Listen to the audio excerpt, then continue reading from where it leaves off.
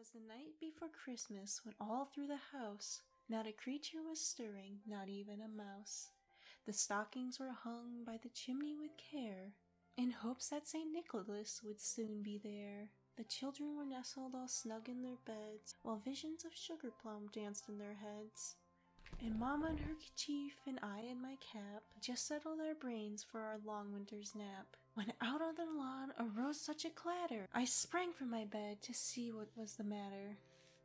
Away to the window I flew like a flash, tore open the shutters and threw up the sash. The moon on the breast of a new-fallen snow gave luster of midday to the objects below, when what to my wondering eyes did appear but a miniature sleigh and 8 tiny reindeer, with an old little driver so lively and quick, I knew in that moment he must be Saint Nick.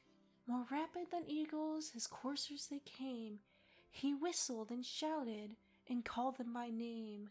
Now Dasher, now Dancer, now Prancer and Vixen, on Comet, on Cupid, on Donner and Blitzen, to the top of the porch, to the top of the wall.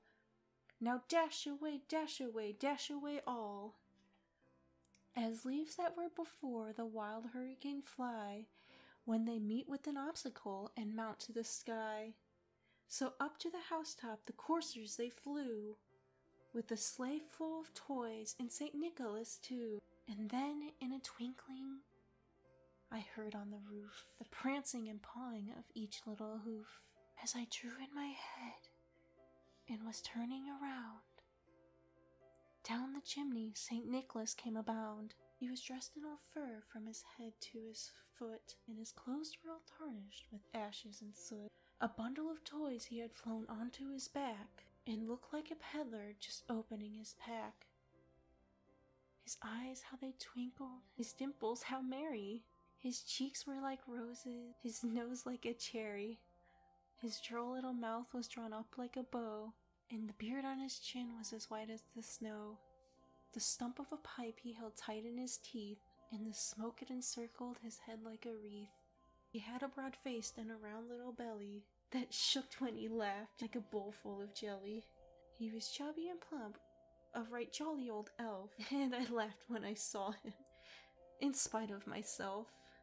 A wink of his eye and a twist of his head soon gave me to know I had nothing to dread. He spoke not a word, but went straight to his work, and filled all the stockings, and turned with a jerk. He lay his finger aside of his nose, and giving a nod, up the chimney he rose. He sprang to his sleigh, to his team he gave a whistle, and away they all flew like the down of a thistle. But I heard him exclaim ere he drove out of sight, "Happy Christmas to all, and to all a good night."